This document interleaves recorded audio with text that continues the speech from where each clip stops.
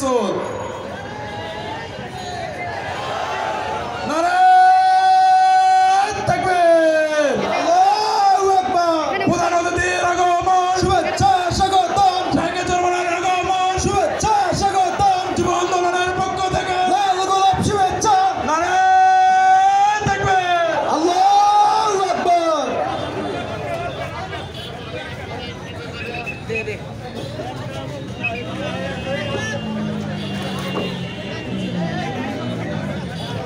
সকলে বলে আলহামদুলিল্লাহ।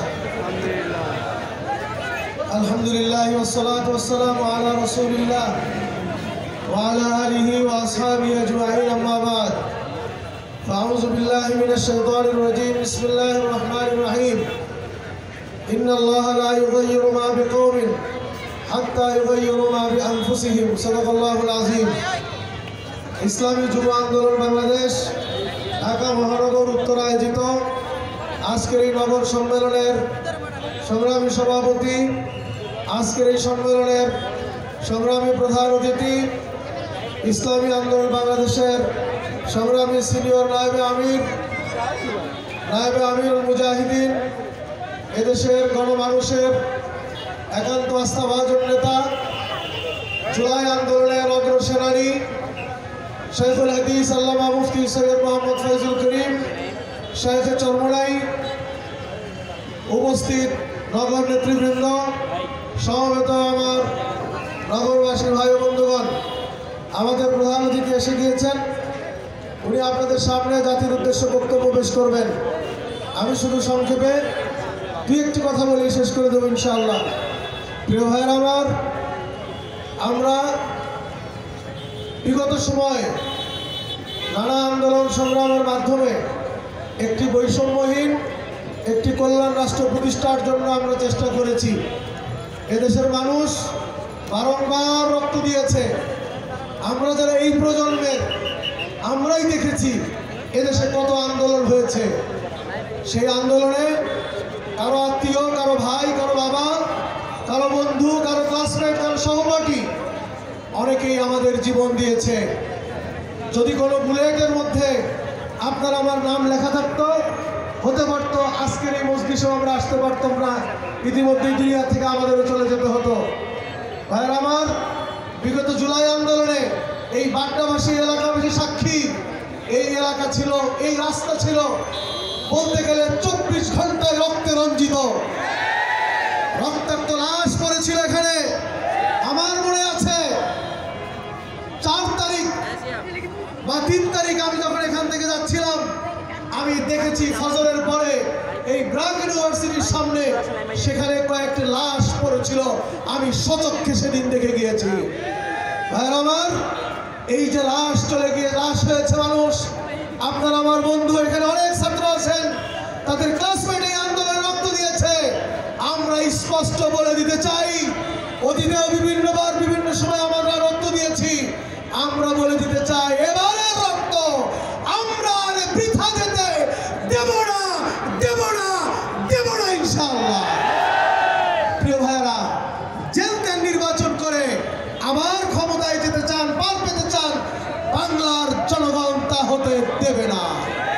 আমরা দেখছি আপনারা প্রধান উপদেষ্টার কাছে গিয়ে প্রেসার দিচ্ছেন কেউ কেউ, আপনারা দ্রুত নির্বাচনে কথা বলতে চান।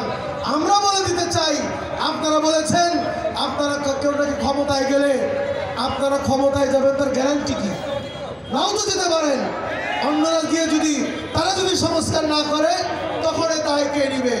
আর দ্বিতীয় কথা, আপনারা যদি ক্ষমতায় যানও, আপনারা অতীতে কি সংস্কার করেছেন সমস্ত ইতিহাস আমরা লাইন লাইন ধরে, ডেট ধরে ধরে, তারিখ ধরে ধরে আমরা বলে দিতে পারবো।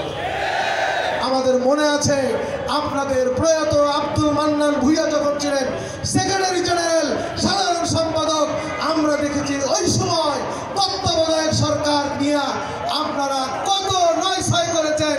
মাসের পর মাস আপনারা খালি নাটক সাজিয়েছেন, আপনারা আইওয়াশ করেছেন। ইতিহাস আমরা ভুলে যাই নাই। কাজেই কে কি করবেন তা আমরা জানি, এদেশের জনগণ ভালো করে জানে এবং বোঝে। কাজেই আমরা বলে দিতে চাই, আমাদেরকে গাধার সামনে আর মূলা ঝুলাইয়া লাভ নাই। আঙ্গুলা ঝুলাইতে পারেন গাধার সামনে, এদেশের মানুষকে গাধা মনে করবেন না। কথা বলেন ঠিক কিনা? আমরা বলে দিতে চাই, যারা চাঁদাবাজি করেন, অনেক কিছু করতেছেন, মনে রাখবেন বিগত সময়েও আমরা ওই বিগত ফ্যাসিস্ট যখন এদেশের সিলেবাসের মধ্যে নানান কিছু ঢুকিয়েছে, আমরা বলেছি আন্দোলন করে আমরা তোমাদের বই পাল্টাইতে পারলাম না, ঠিক আমাদের সন্তানদেরকে বলে দেব তোরা বই পড়বি, কিন্তু মনে রাখবি বইয়ের মধ্যে যা আছে ওদের বাধ্যতার কথা সব মিথ্যা কথা। আমরা বলেছি, আমাদের সন্তানেরা কথাগুলো মনে রেখেছে। কথা বলেন ঠিক না? এত মুজিব বাবা করলেন, কই গেল এই ছেলেরাই তো তাদের বিরুদ্ধে আন্দোলন করলো। প্রমাণিত হয় আমাদের ছেলেরা আমাদের কথা, আমাদের সাহেবদের কথা তারা মনে রেখেছে। কথা বলেন ঠিক কিনা? আজও বলে দিতে চাই, যারা চাঁদা নিতে আসতেছেন, একটা ছবি তুলে রাখবেন, ক্যামেরায় না পারেন আপনার অন্তরে ছবি তুলে রাখবেন। ভোটের আগে যখন ভোট চাইতে আসবে, ভোট কেন্দ্রে গিয়া ওই ছবিগুলি মনে রাখবেন, ভোটটা ঘুরে ফিরে হাত পাখায় দিয়ে দিবেন। কথা বলেন ঠিক কিনা? যদি মনে রাখতে পারি, এদেশবাসী মনে রাখবে, আর কোনোদিন বাংলার জমিনে ফ্যাসিস্টকে আসতে দেওয়া হবে না, হবে না, হবে না ইনশাআল্লাহ।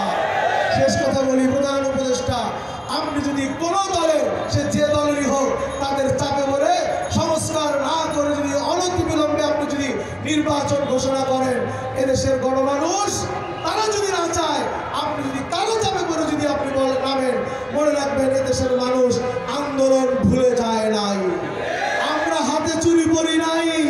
আমরা আমাদের সাহেব যদি ডাকতেন, রাজপথের সৈনিক আবার যদি ডাকতেন, আমরা নামবো কি নামবো না বলেন?